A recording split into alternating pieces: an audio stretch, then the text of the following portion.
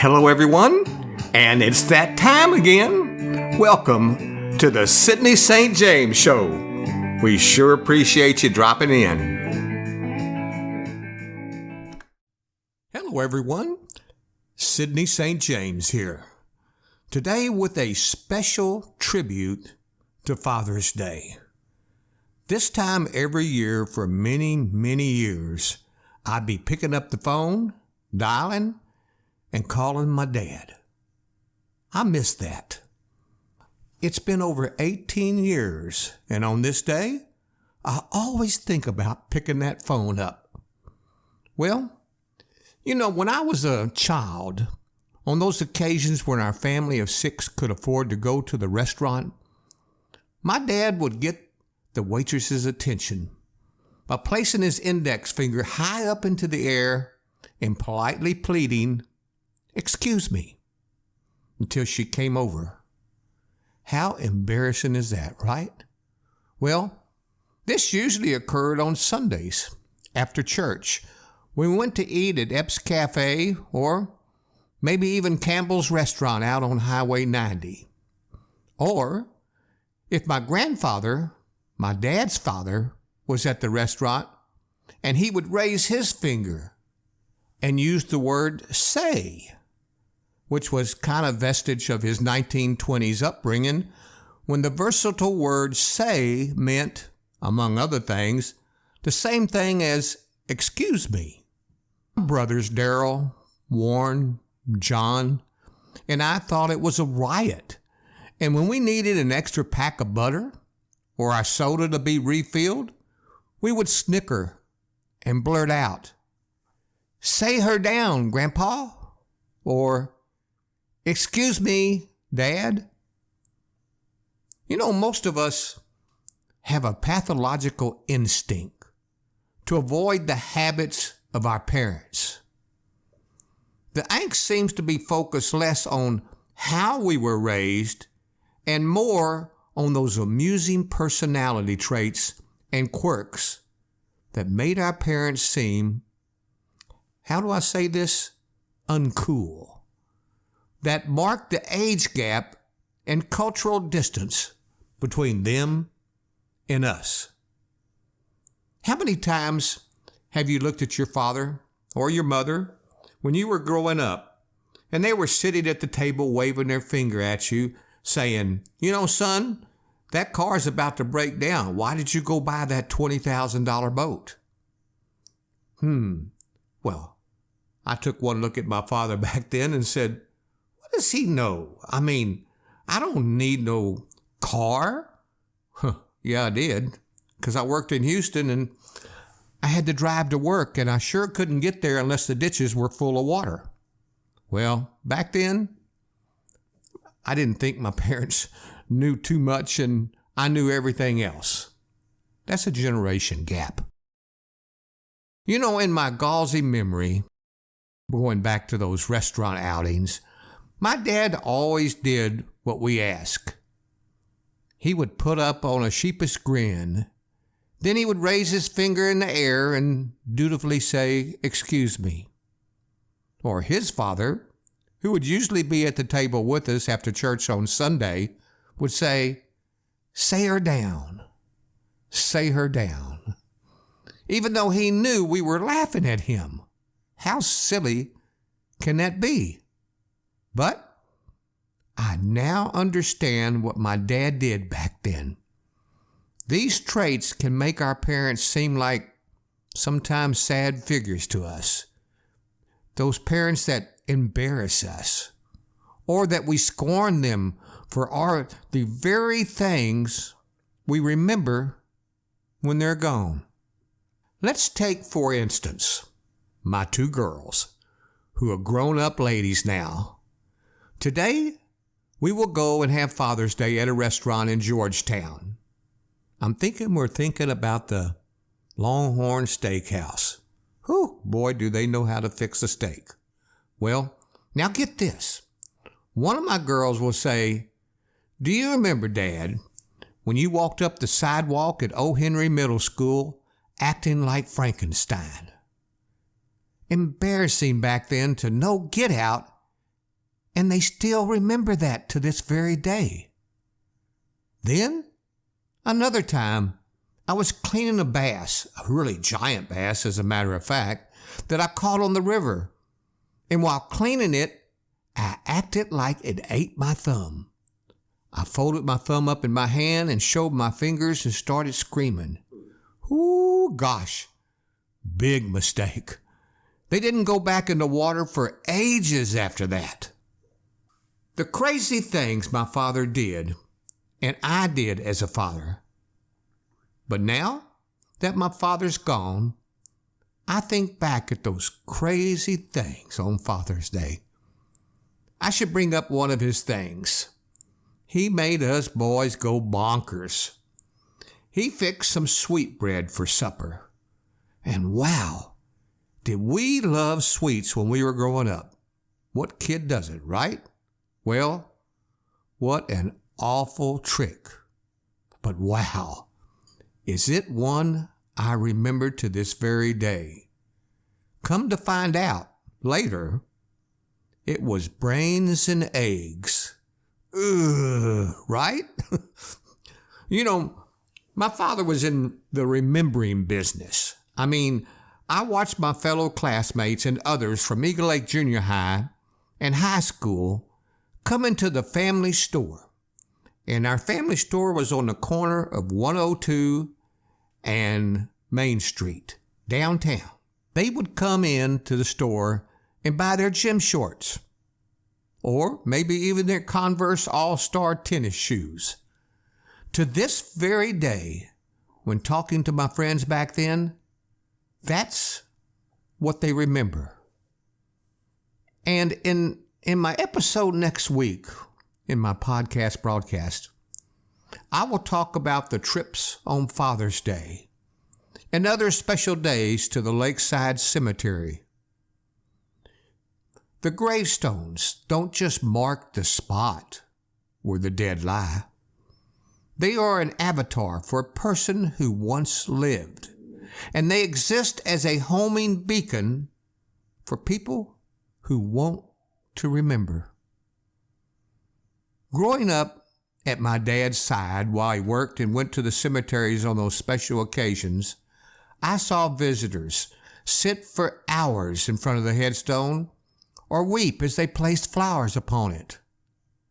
I listened to long one-sided conversations, and I heard the happy birthday song sung I can't tell you how many times. And even once, I watched a man bring a radio to the graveside and tuned it into Demand Radio 79 out of Houston, Texas, so he and his dad could listen to a Houston Colt 45's game.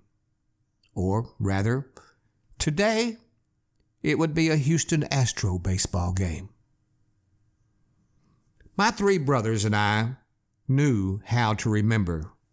We had no choice.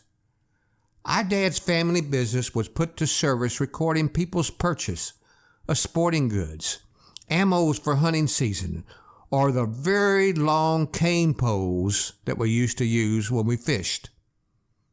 Our family also treated the very act of marking occasions as something of sacred responsibility.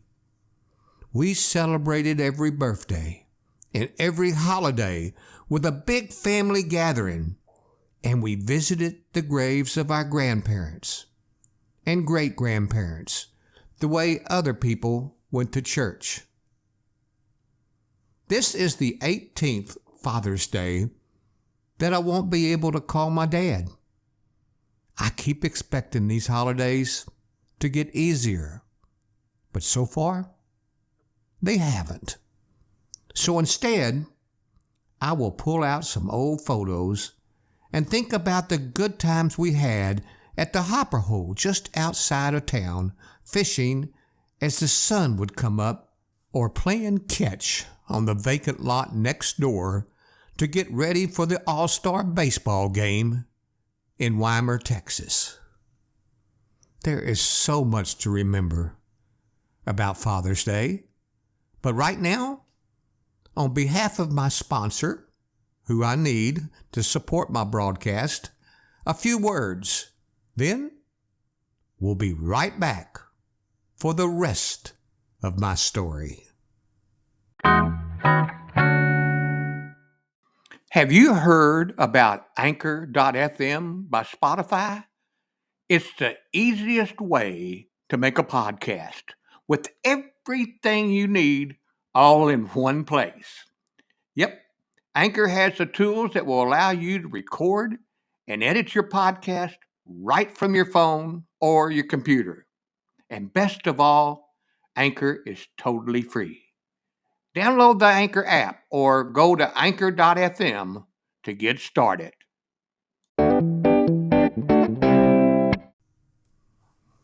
I'm back. Let's continue speaking of Father's Day. My own grandchildren treat me as a father figure, which basically means if you play the role of a father, you're just as much a father as if you're a biological father. And that's kind of how some of my grandchildren treat me. They are all at the age of remembering. Memories of our earliest developmental milestones and formative experiences don't make the trip with us to adulthood. Maybe we're just too young. I don't know. But at their young ages, the red lights of my grandchildren's minds are on and recording just like their parents were when I was much younger. As a result, I look at life differently, wondering what fragments of this time might survive for my grandchildren as they have for their parents. I'm on the lookout for my own behaviors that will become a source of their bemused assessment of me, not so I can avoid the behaviors, so I can accentuate them. And God, does that sometimes make them mad? But because I want them to remember when I become only a memory. I look so forward to each year receiving that telephone call from my children and grandchildren.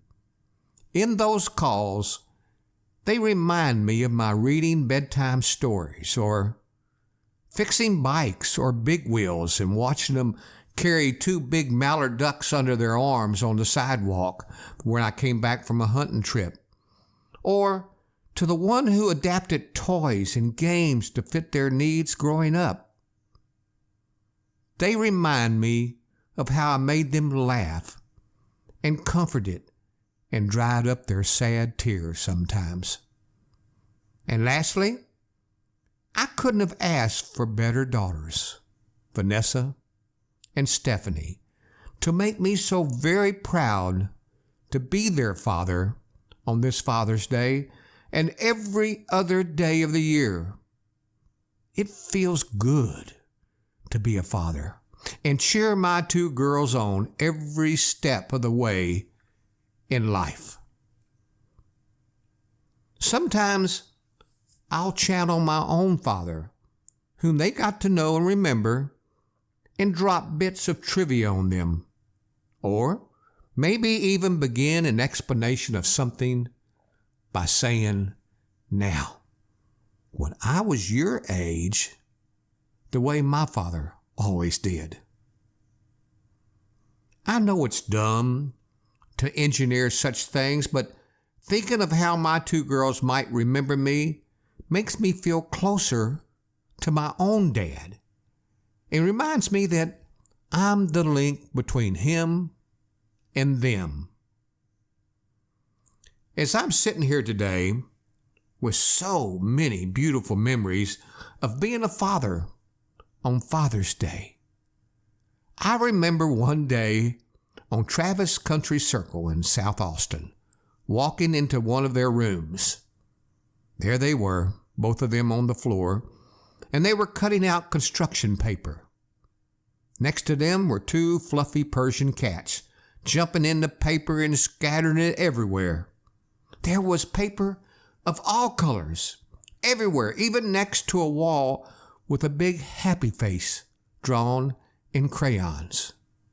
I can still remember the day they drew that picture, but they both sat there and they looked up and said almost simultaneously, "Wait, Dad, I know what you're going to say." They caught me a bit off guard, and I looked at them and I said, "What's that, girls?" Vanessa said, "Please don't make a mess, girls." And Steffi followed up her own saying, "You always say that, Dad." And then, with a surprised look on my face, Vanessa said, "Don't worry, Dad." And Stephanie said, "We will." I turned away, walked back into the front room, and said, "Mother, your children are at it again." Remember when? Lots of laughs. I know that this special edition on Father's Day is a little shorter than most of my podcasts, but it was almost at the last minute. My daughters were calling me on the phone, and I started thinking about being a father and really thinking about my own father. So, as for today, my special tribute to Father's Day, thank you for joining me. I hope to see you on my next edition when we talk about the cemeteries in the backwoods of Colorado County, Texas. That's it. Till then, thanks for dropping by. See you later, alligator.